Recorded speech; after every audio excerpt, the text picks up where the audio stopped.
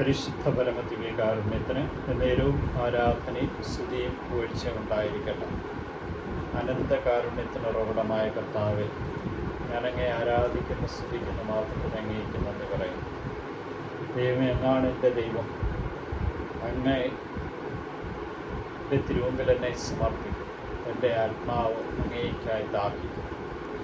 പാപികളെ രക്ഷിക്കുവാനായി കടന്നു വന്ന കാരുണ്യവാനായ കർത്താവെ, എൻ്റെ കാരുണ്യവും സ്നേഹവും അനുഭവിച്ചറിഞ്ഞ ഞാൻ ഭാവികളിൽ ഒന്നാമനാണെങ്കിലും എൻ്റെ കാരുണ്യം എനിക്ക് ലഭിച്ചു.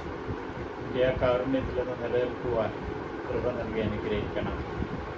കാരുണ്യവാനായ കർത്താവെ, ഇതാ ഇന്ന് നീ ഞങ്ങളെ ഓർപ്പിക്കുന്നു. അങ്ങ് പരിശുദ്ധനാണ്, അങ്ങയുടെ പരിശുദ്ധിയിൽ നിറയണമെന്ന്. പരിശുദ്ധനായ ദൈവത്തിൻ്റെ മക്കളെല്ലാം പരിശുദ്ധരായിരിക്കണമെന്നാണ് ആഗ്രഹിക്കുന്നത്. കാരുണ്യവാനായ കർത്താവെ, നിൻ്റെ വചനത്തിൻ്റെ തികവിൽ ജീവിക്കുന്ന ഞങ്ങൾ ഓരോരുത്തരും നിൻ്റെ മക്കളാണെന്ന ബോധ്യത്തിൽ ജീവിക്കുവാൻ തക്കവിധം ഞങ്ങൾക്ക് വിശ്വാസവും കൃപയും അനുഗ്രഹവും നൽകണം. നിൻ്റെ സാന്നിധ്യവും സാമീപ്യവും ഓരോ നിമിഷവും അനുഭവിച്ചറിയുവാൻ നീ ഞങ്ങൾക്ക് കൃപ നൽകി അനുഗ്രഹിക്കണം. ഇന്നത്തെ തിരുവചനത്തിൽ കർത്താവെ, ഈ പത്രോസിന് പറഞ്ഞു, പീഡകൾ അനുഭവിക്കേണ്ടി വരും, എല്ലാം ഉപേക്ഷിക്കേണ്ടി വരും, നിത്യജീവൻ സമർത്ഥമായി നിനക്ക് ലഭിക്കും. എല്ലാം ഉപേക്ഷിച്ച് അങ്ങേ അനുഗമിക്കുന്നവർക്ക് അങ്ങ് നൽകുന്ന വലിയ കൃപയാണല്ലോ. എല്ലാം ഇരട്ടിയായി നൽകുക, വലിയ ശുശ്രൂഷ നൽകുക, ആത്മാവിൻ്റെ ഇരട്ടി പങ്ക് നൽകി ഞങ്ങളെ ശക്തിപ്പെടുത്തുകയാണ്.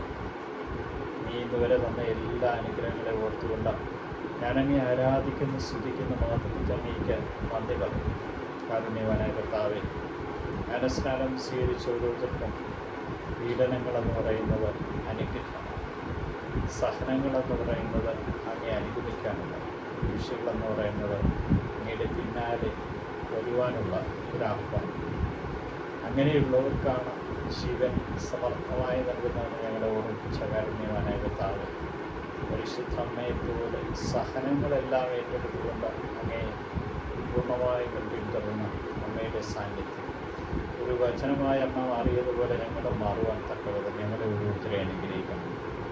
എൻ്റെ സാന്നിധ്യവും സാമീപ്യവും അനുഭവിച്ചുകൊണ്ട് നിത്യജീവൻ സ്വന്തമാക്കുവാൻ തക്കവിധം ഞങ്ങളെ ഓരോരുത്തരെ അനുഗ്രഹിക്കണം. ഈശോയെ, ഈ ദിവസത്തിൻ്റെ സമാപനത്തിൽ ഞങ്ങളെ ഓരോരുത്തരെ ഇതാ സമ്പൂർണ്ണമായിട്ട് സമർപ്പിക്കും. വേദന അനുഭവിക്കുന്ന എല്ലാ സഹോദരങ്ങളെയും എൻ്റെ തിരുമുമ്പിൽ സമർപ്പിക്കും. കുടുംബത്തിൽ പീഡകൾ അനുഭവിക്കുന്ന അമ്മമാരെ, ജീവിത പങ്കാളിയുടെ ക്രൂരമായ മർദ്ദനങ്ങളേൽക്കുന്നവർ, പീഡിപ്പിക്കപ്പെടുന്ന മക്കൾ,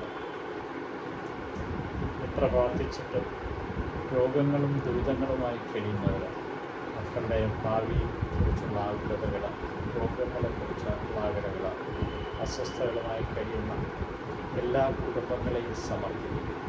അവരുടെ സാമ്പത്തികമായിട്ടുള്ള നിലകളെ മെച്ചപ്പെടുത്തുവാൻ ഈ കൃപ നൽകി അനുഗ്രഹിക്കണം. പൈശാചികമായിട്ടുള്ള ശക്തികളുടെ പ്രലോഭനങ്ങളിൽ വരുന്ന മക്കളെ കാത്തുകൊള്ളണം. ദൈവകൃപയുടെ നിറവായി മാറുവാൻ തക്കവിധം എൻ്റെ കുരിശിൻ ചുവട്ടിൽ അവരെ ഓരോരുത്തരെയും സമർപ്പിച്ചുകൊണ്ട് പ്രാർത്ഥിക്കും. കർത്താവേ, കരുണയുണ്ടാകണം, ഞങ്ങളുടെ മേൽ കരുണയുണ്ടാകണം, ഞങ്ങളുടെ കുടുംബത്തിൻ്റെ മേൽ കരുണയുണ്ടാകണം. എൻ്റെ സാന്നിധ്യവും സാമീപ്യവും അനുഭവിച്ച് നിന്നെ മഹത്വപ്പെടുത്തുവാൻ തക്കവിധം ഞങ്ങളുടെ മേൽ എൻ്റെ കരുണ ചൊരിയണം. ഈ രാത്രിയിൽ സുഖമായ നിദ്ര നൽകി അനുഗ്രഹിക്കണം. യൂതന്മാരുടെ രാജാവായ നസ്രേക്കാരൻ യേശുവേ, പെട്ടെന്നുള്ള മരണത്തിന് അപകടങ്ങളെ കാത്തുകൊള്ളണം. പ്രഭാതത്തിൽ എഴുന്നേറ്റ് അങ്ങേ സ്തുതിക്കുവാൻ തക്കവിധം ഞങ്ങളെ ഓരോരുത്തരെ അനുഗ്രഹിക്കണം. ഈശോയെ നന്ദി, ഈശോയെ സ്തുതി, ഈശോയെ ആരാധന.